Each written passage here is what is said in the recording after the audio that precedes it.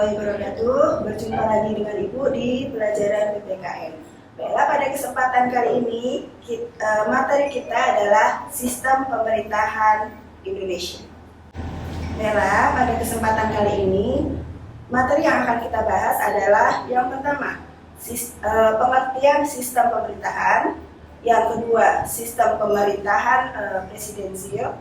Yang ketiga, sistem pemerintahan parlementer. Dan yang keempat adalah sistem pemerintahan di negara Republik Indonesia.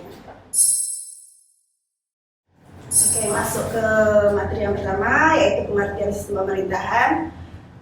Pengertian sistem itu berasal dari bahasa Yunani ya, dari kata sistema atau dalam bahasa Inggrisnya sistem, yang artinya adalah susunan, tatanan, jaringan atau cara.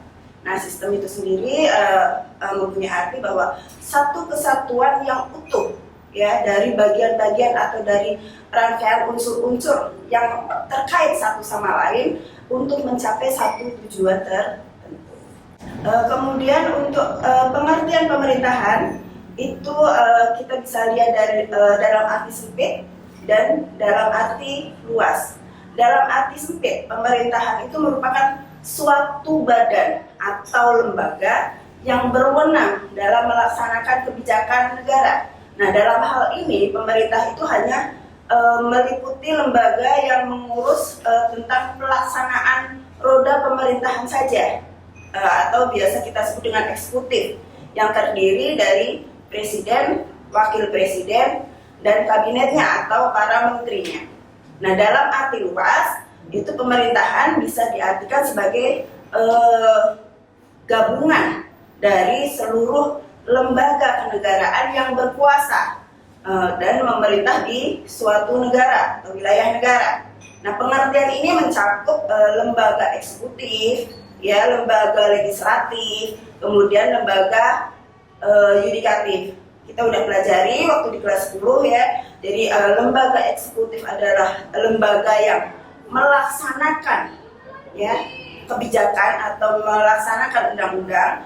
Legislatif itu lembaga yang membuat undang-undang, dan yudikatif adalah lembaga yang melaksanakan peradilan atau mengadili apabila terjadi pelanggaran terhadap undang-undang. Nah, jadi dari dua pengertian tersebut ya, sistem dan pemerintahan, bisa disimpulkan bahwa sistem pemerintahan adalah seperangkat unsur yang secara teratur ya dan saling berkaitan yang dimiliki oleh suatu negara dalam mengatur pemerintahannya untuk menjaga kestabilan masyarakat dan negaranya. Nah, secara umum terdapat dua sistem pemerintahan. Yang pertama itu sistem pemerintahan parlementer, yang kedua sistem pemerintahan presidensial. Nah, di antara sistem tersebut itu ada pula sistem semi presidensial yang merupakan gabungan dari keduanya.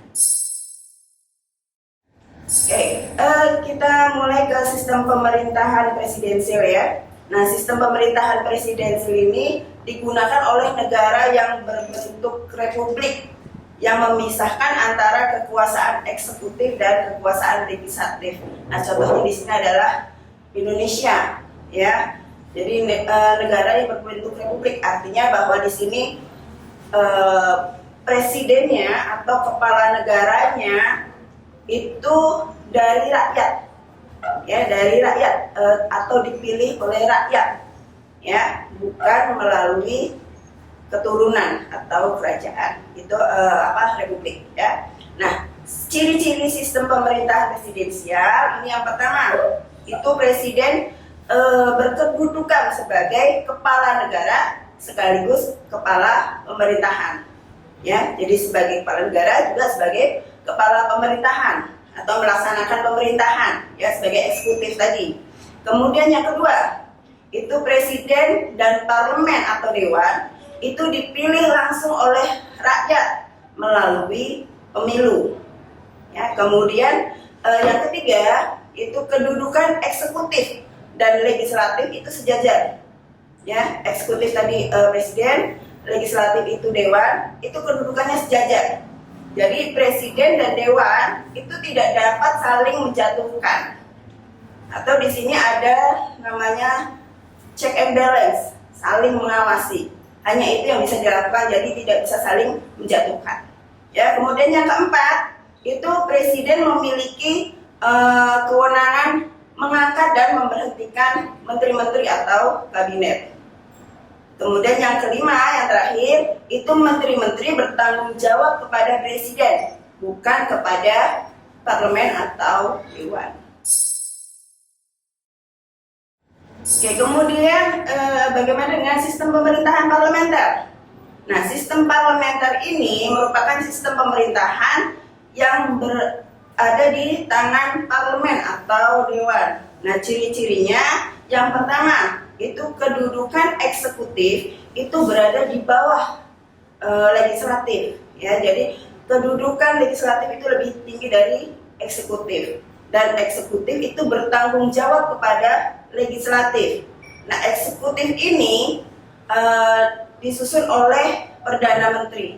Ya. Kemudian yang kedua, kepala negara berkedudukan sebagai kepala negara saja, bukan sebagai kepala pemerintahan. Jadi kalau di presidensial tadi, presiden itu sebagai kepala negara juga sebagai kepala pemerintahan, ya. Tapi kalau di sistem parlementer, ini kepala negaranya kepala negara saja, ya, tidak mengatur pemerintahan atau tidak menjalankan pemerintahan. Yang menjalankan pemerintahan di sini adalah Perdana Menteri. Ya, jadi kepala pemerintahannya adalah Perdana Menteri, kepala negaranya kepala negara, bisa raja atau sultan atau apa, ya. Kemudian yang ketiga, pertanggungjawaban menteri kepada parlemen diwakili oleh Perdana Menteri. Jadi Menteri itu bertanggung jawabnya bukan kepada kepala negara, bukan kepada raja, ya, tapi kepada dewan atau parlemen melalui Perdana Menteri. Sehingga parlementer dapat membubarkan kabinet. Ya. Kemudian yang keempat, dalam sistem dua partai yang ditunjuk sebagai Perdana Menteri, ya, atau pembentuk kabinet itu adalah ketua partai yang memenangkan pemilu. Kemudian yang kelima, jika terjadi perselisihan antar kabinet dan parlemen, ya, kepala negara atau raja di sini akan mempunyai wewenang untuk membubarkan parlemen. Oke, baik. Kemudian di Indonesia itu sistem pemerintahannya bagaimana? Jadi sistem pemerintahan yang berjalan di negara Republik Indonesia, ya, berdasarkan Undang-Undang Dasar Negara Republik Indonesia tahun 1945, Indonesia itu menganut sistem pemerintahan presidensil, ya. Jadi di sini sistem presidensil merupakan sistem pemerintahan negara republik yang kekuasaan eksekutifnya dipilih melalui pemilu. Nah, dalam hal ini pemegang kekuasaan eksekutif adalah presiden. Itu kalau di Indonesia, ya. Nah, di sini bisa dilihat dalam Undang-Undang Dasar 1945 pasal 4 ayat 1, ya. Pasal 4 ayat 1 yang bunyinya adalah Presiden Republik Indonesia memegang kekuasaan pemerintahan menurut Undang-Undang Dasar. Nah, bukti yang kedua bahwa Indonesia menganut sistem pemerintahan presidensil itu ada di pasal 5 ayat 2 Undang-Undang Dasar 1945, yaitu Presiden menetapkan peraturan pemerintah untuk menjalankan undang-undang sebagaimana mestinya. Nah, bukti yang ketiga ada di pasal 17 ayat 2 Undang-Undang Dasar 1945 bahwa yang menteri-menteri itu diangkat dan diberhentikan oleh presiden. Artinya apa? Di sini presiden mempunyai kekuasaan atau kewenangan untuk mengangkat dan memberhentikan menteri-menteri. Baiklah, untuk untuk materi kali ini mungkin cukup sekian. Apabila ada salah kata, Ibu mohon maaf. Wassalamualaikum warahmatullahi wabarakatuh.